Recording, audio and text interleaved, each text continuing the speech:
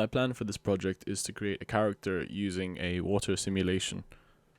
This sort of effect could be seen in Spider-Man Far From Home with Hydro Man, and more recently in the post-credit sequence for Shang-Chi, as well as some elements of the movie. The first step was to find an appropriate software to conduct experiments with and to ultimately do the final project. At first, I was experimenting with Maya's Bifrost, but as you can see, the water runoff was a bit flaky, so I elected to use Houdini instead. Here's a little snippet from a quick test using the flip solver in Houdini. So for this test, I've ticked the display flag for the preview for the final render. And here you can see, if we just zoom in, how the particles interact with each other, how they collide, and a preview of what the surface would look like. When using Houdini's flip solver, it actually highlights certain particles which indicate velocity and motion. I think it looks good, so I'm going to stay with Houdini. The next step was to prototype my actual character, my Waterson. This step requires that I prototype using Houdini's suction force or suction fluid tool, which, as you can see, draws water to a specific target or 3D model. In this case, I'm using my mouse. Look at him. Toggling the display flag for the 3D model can preview what it'll look like. As you can see, it's a little bit wobbly, but you can adjust the amount of suction and the amount of force in at any point.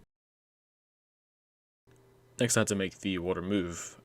Obviously, it's moving, but in the direction of the object. So I did a little test with the object, this time being animated, and I actually also rendered this one, so you can see what that looks like here.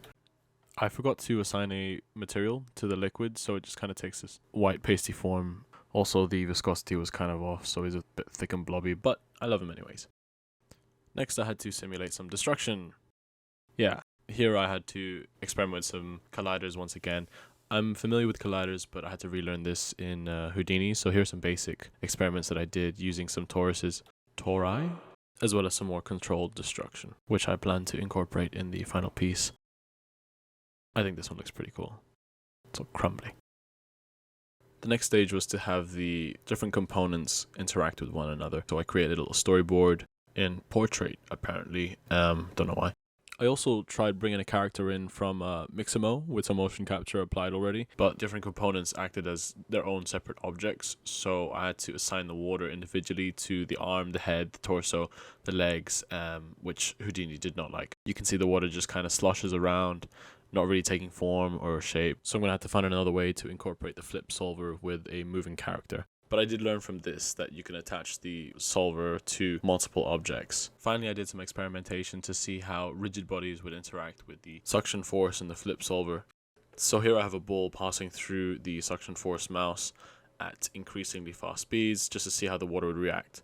And yeah, he's taken it pretty well. The original shape of the mouse doesn't actually change, so as soon as the water interacts with the mouse, it just returns to its original shape.